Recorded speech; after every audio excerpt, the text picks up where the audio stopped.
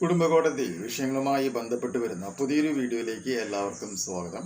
Video കാണുന്ന ആർക്കെങ്കിലും കുടുംബകോടതി വിഷയങ്ങളുമായി ബന്ധപ്പെട്ട് എന്തെങ്കിലും സംശയങ്ങളുണ്ടെങ്കിൽ കോൺടാക്ട് ചെയ്യാം.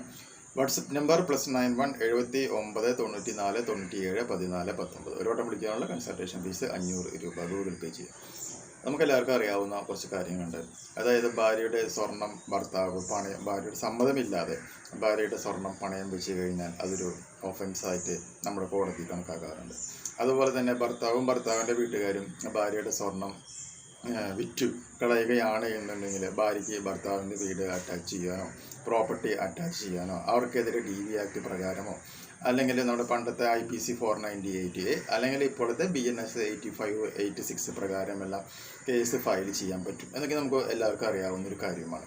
എന്നാൽ തിരിച്ച് ഒരു ചോദ്യം ഇതാണ്, ഭർത്താവിൻ്റെ സമ്മതമില്ലാതെ ഭർത്താവിൻ്റെ സ്വർണം ഭാര്യയ്ക്ക് വിൽക്കുവാനായിട്ട് അധികാരമുണ്ടോ എന്നുള്ളതാണ് ചോദ്യം. അങ്ങനത്തെ ഒരു വളരെ അപൂർവമായിട്ടുള്ള ഒരു തെളിവ് സഹിതം നമുക്കൊരു കേസ് ഇപ്പോൾ അടുത്ത് കിട്ടിയിട്ടുണ്ടായിരുന്നു.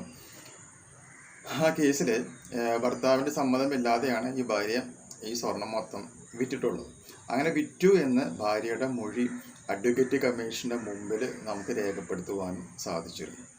അപ്പോൾ അതിൻ്റെ നിയമവശം എന്താണെന്ന് വെച്ചിട്ടുണ്ടെങ്കിൽ സമ്മതമില്ലാതെ ഭാര്യയ്ക്ക് ഒരിക്കലും ഭർത്താവിൻ്റെ സ്വർണം വിൽക്കുവാനായിട്ട് പറ്റില്ല. അങ്ങനെ ഭാര്യ വിറ്റു എന്ന് തെളിയുകയാണ് എന്നുണ്ടെങ്കിൽ BNS സെക്ഷൻ 304, 304A പ്രകാരം ഭാര്യയ്ക്ക് എതിരെ ഭർത്താവിന് എന്ത് ചെയ്യാനായിട്ട് പറ്റും? മിസ്റെപ്രസെൻറ്റേഷൻ അല്ലെങ്കിൽ ക്രിമിനൽ ബ്രീച്ച് ഓഫ് ട്രസ്റ്റ് പ്രകാരം കേസ് ഫയൽ ചെയ്യുവാനായിട്ട് സാധിക്കും എന്നുള്ളതും അതുപോലെ തന്നെ ഭാര്യയുടെ സ്വത്തുക്കൾ നമുക്ക് അറ്റാച്ച് ചെയ്യുവാനായിട്ട് പറ്റുമെന്നുള്ളതും മനസ്സിലാക്കാം. അപ്പോൾ ഭാര്യയുടെ പേരിൽ സ്വത്തില്ല എന്നുണ്ടെങ്കിൽ ഭാര്യയുടെ വീട്ടിലാണ് താമസിക്കുന്നത് എന്നുണ്ടെങ്കിൽ ഭാര്യയുടെ അമ്മയുടെയോ അച്ഛൻ്റെയോ പേരിലുള്ള പ്രോപ്പർട്ടീസ് നമുക്ക് എന്ത് ചെയ്യാനായിട്ട് പറ്റും? അറ്റാച്ച് ചെയ്യുവാനായിട്ട് സാധിക്കും. അങ്ങനെ അറ്റാച്ച് ചെയ്തുകൊണ്ട് ആ സ്വർണത്തിൻ്റെ നിലവിലെ വില എന്താണോ ആ വില ഒന്നില്ലെങ്കിലും വില തരിക, അല്ലെങ്കിൽ പ്രോപ്പർട്ടി അറ്റാച്ച് ചെയ്യാനായിട്ട് പറ്റും എന്നുള്ളൊരു കാര്യം എല്ലാ ഭർത്താക്കന്മാരും മനസ്സിലാക്കുക.